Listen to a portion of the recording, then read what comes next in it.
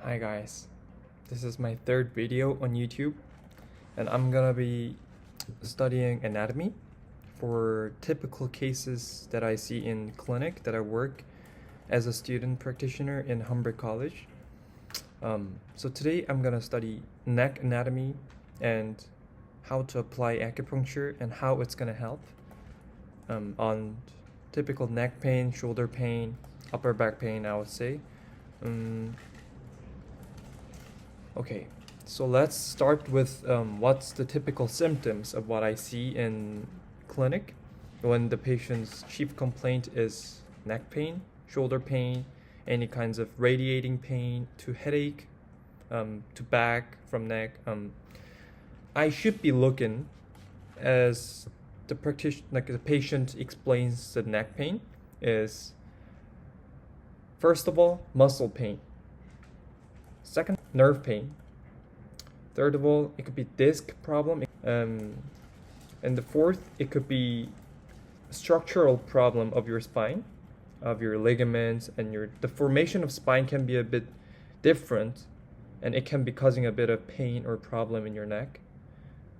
So normally when the patient explains kind of heaviness in the shoulder or neck, stiffness, or some things that are not as severe, it might not look as severe as much as disc problem, because disc problem can be very sharp and intense, and one day you just wake up and then you just have severe pain that you cannot walk anymore. That can be investigated as disc problem, but in that case we normally recommend the patients to go look at the doctor first and then get MRI or any kinds of picture taken, so then the treatment is more accurate, and you don't have to waste money on something that is not happening. The pain is always caused by one thing. It could be together. It could be nerve problem and muscle problem and disc problem and nerve problem, and the structural problem and muscle problem, etc. So it's hard to differentiate just one thing by one thing. Okay, let's start with a patient explain the symptoms of the stiffness in the neck because the patient has been sitting too long, looking at TV or computer too long, at the phone. You have to stay in one position for a long time. So when you palpate, when the patients explain that the pain is just around this neck area, you basically have to, okay, let me just get rid of, let's look at the bone to start with. You have to start looking from C2 axis, and then you basically have to palpate along this muscle, and because most of the muscles attached from this area. So when you look at from here, it's more accurate to palpate and then see where the pain is. And you can do it at your home, like yourself too. You can just palpate and then see where the pain is. Let's go to the muscle layer. So when we palpate, and we just basically come down and then see where the layer is. So it could be trapezius muscle inside. It could be splenius capitis muscle. It could be semispinalis capitis muscle, and longissimus capitis, semispinalis, and sternocleidomastoid. Every muscle can be a big problem. But to study to where the needle can be in is that the trapezius muscle, splenius capitis muscle, is the most problematic muscle, because when you palpate, most of the patients explain the pain in this muscles. Whenever they move the head, whenever they just sit and it just feels very hard and tender, it's usually these muscles. And then when you go more laterally, you can see the SCM muscle, which is, you can see here, is this muscle.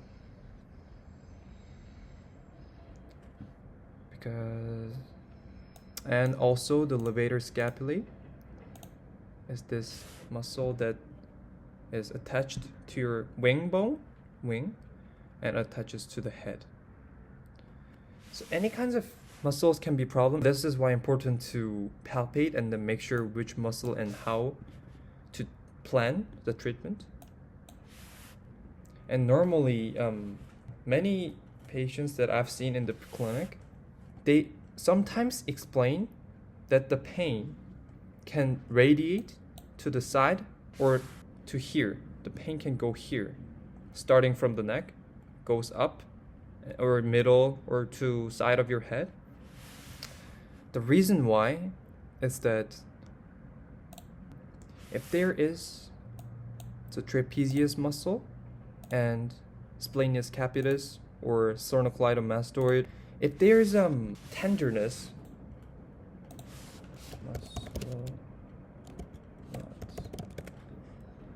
muscle knots,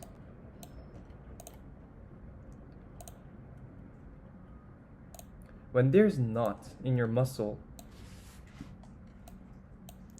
the muscle fibers become very thickened. It attaches to each other, and this is why it causes the pain, because it presses the nerve surrounding. So if you see, the nerves are very prominent and over the fascia. It penetrates through fascia, sometimes it goes under the fascia, which is a layer that covers your muscle, like a plastic vinyl. So if there's a tenderness, as I showed you, in a knot in your muscle, it can be pressing this nerve, which can show as a referred pain to other pain areas where it goes.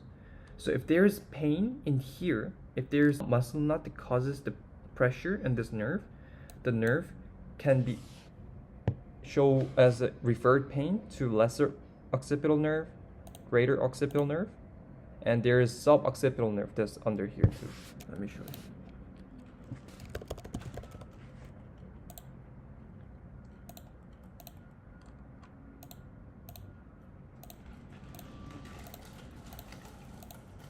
This one. So when there is pain, it shows the referred pain to other areas too.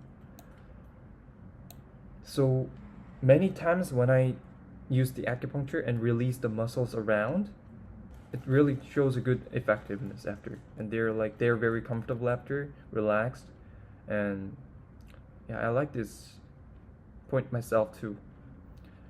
And also, if you see, I'll show you one nerve. There is a trigeminal nerve that innervates your eyes, your nose, and your mouth. So if you see,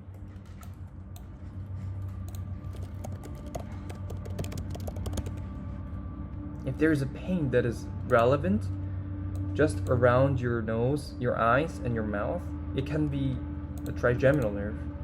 Acupuncture can be very effective on this trigeminal nerve neuropathy. Just to go back. But if there's a pain, if you can massage, if you know where exactly it is, if it's hard to visit acupuncturist or any kinds of massage therapist, you can massage it at home yourself, because it'll be very effective to massage. You know where the pain exactly is, and then just keep palpating, keep pressing, keep giving the pressure, and it should be very nice. So just to explain more about the nerve, which I think the most important part. So if there's a neck pain, and then when it goes down to up middle of your wing bone, like this way, and then inside your wing bone, and then down to axilla, which is behind your arm.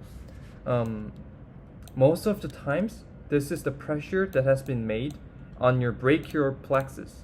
Here, over here. It's very thick. Sorry, 1 second, I'll show you.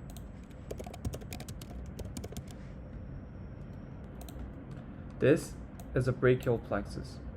So it comes from your spine, and then it goes down, behind, up, under, everywhere. So when there's a pressure that is made under this beginning of your plexus, it can show as a pain middle, is dorsal scapular nerve and suprascapular, and axillary nerve.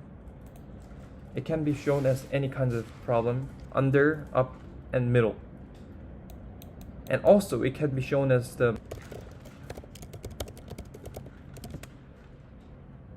thoracic outlet syndrome, which is the pain that can be shown goes down to your arm. As I showed you in anatomy app, it goes down to your arm too until your hand. Sometimes it can show as in front of your chest too, on your muscle. You feel like it can be a muscle, but it can, when you treat this here, it can be solved. Just to explain the muscle that is in there, it's called scalene muscle. It's here, scalene anterior and medial.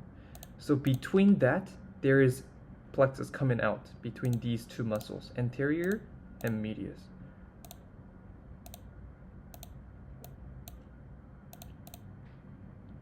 If you want to palpate it yourself, if you have pain under, middle, to your scapula, under your axilla, in front of your chest, you breathe inside, you breathe deep. And then you feel the muscle that gets very hardened when you breathe in. Between these big muscle, SCM, behind, if you breathe in, you feel a very hardened muscle.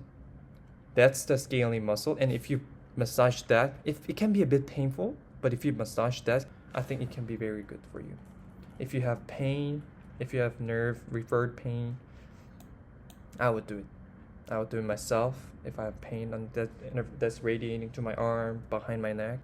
So acupuncture can be very helpful. So in this kind of case, when the nerve is pressed by the hardened muscle or tendered muscle, if there's muscle, not by your movement, your posture, or any kinds of factors that might be causing the pain, acupuncture caused a little damage onto your muscle, then your brain acknowledges the pain or the damage, and it sends more white blood cell or any things that help with the regenerating of your muscle. Treat it by like 1 or 2 days, or even if it's chronic. Sometimes when I see a book or when I'm in clinic, I see some patients who are really surprised, and it feels like it's magic because they have had this pain for more than 20 years sometimes. And then just one treatment, it can be very helpful. Please visit the acupuncturist if you have this kind of pain that is referred and you have tried everything that you can possibly do.